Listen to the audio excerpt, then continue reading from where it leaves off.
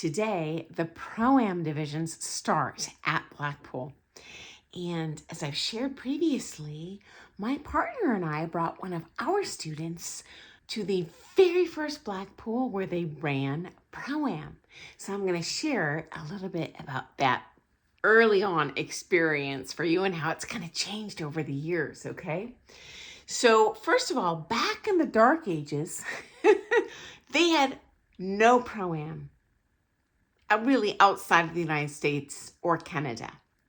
So unlike today, where it's exponentially more popular around the world, it was like bringing a unicorn exhibit to the zoo. People did not know what to expect. So we show up with these poor students and people are just looking like, well, what's going to happen? Are they deserving to be here? Do they suck? And related to this, they didn't run it like, well, here's the Prom events at Blackpool. They ran it almost like they ran their exhibition event. So it was a select number of people, and they essentially marketed it as, well, this is a test run to see if we will be continuing in the future to run Prom at Blackpool, just so we can see what this whole Prom thing is about. Oh my heavens, guys. This put massive pressure on these poor Pro-Am students. Total baptism by fire. They did not know what to expect. Honestly, we as the pros, we'd never seen this category done there. We didn't really know what to expect. People there that run the comp, many of them hadn't even seen Prom before, so no one knew what they were getting into. It was the blind leading the blind. Yeah, so it was the Wild West back in the day. And I felt so bad for them because these competitors that showed up really had the weight of the Prom world on their shoulders. Like, well, gosh, if we don't represent them well, then the other Proms won't be able to come here in the future. It was straight up intimidating, guys. Tremendous pressure. Okay, next up. They ran the Prom events the day after all of the other events finished. So all the titles have been awarded for the amateur and the pro events. And then after that, the Proms went. After they had been at Blackpool for a week and a half, watching all of this amazing dancing. I don't think any of them had even been to Blackpool before. So they're entering their comp now, firstly exhausted from being up all day for a week and a half, on top of the jet lag. Now they are terrified because there's no cannon fodder at Blackpool. They're out there watching all of the best couples in the world thinking, oh my gosh, I'm not worthy, I'm not worthy. So they're all going in terrified. I know of at least one competitor who was just so petrified, she dropped out.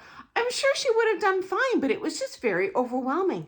I'll tell you, even when you go there for the first time as an amateur, truth be told, it's a little scary. They're all beautiful, and you're just like, well, I guess it's sink or swim time.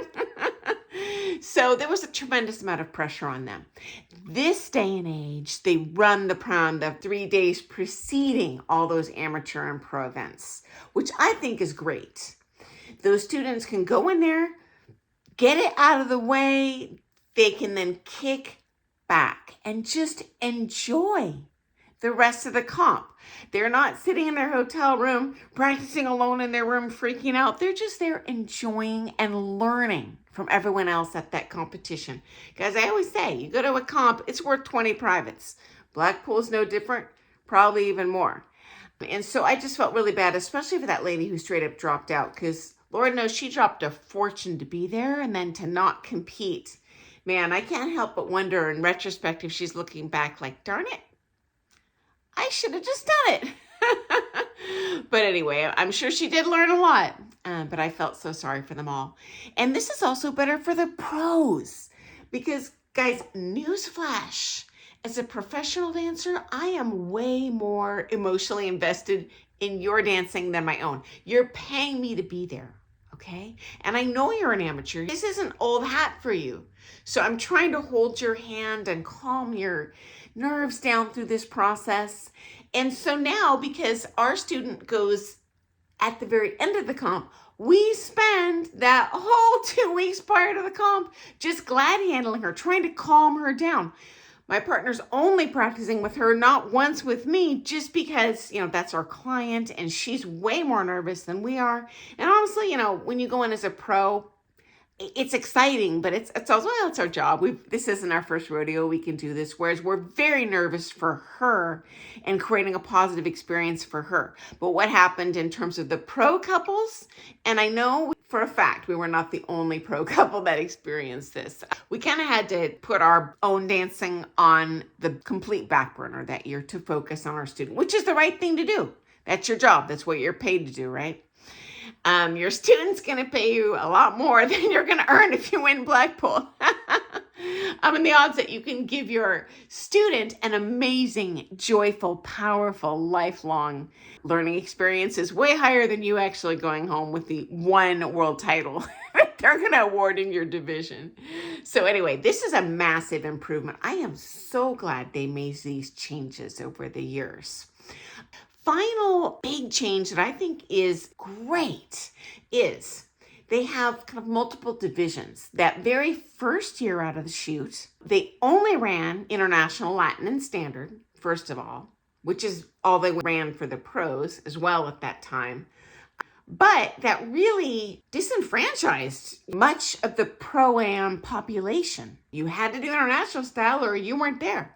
Secondly, they didn't have closed divisions, open divisions, solo dances. It was all just pig-piled. It was one championship level event for standard, one championship level event for Latin. So unless you were much higher level dancer and you could throw it down on the floor in all 5 dances, you couldn't do it. And so this is really much more inclusive these days, to include more styles, to include more people with more skill levels. I love that.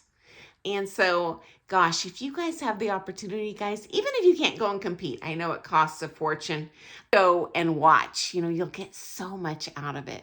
So anyway, I thought you'd get a kick out of those stories of how that's changed quite a bit over the years. And I think this day and age, you guys don't realize how good you have it. So anyway, good luck to all the competitors these first few days that you're going to be throwing it down hard.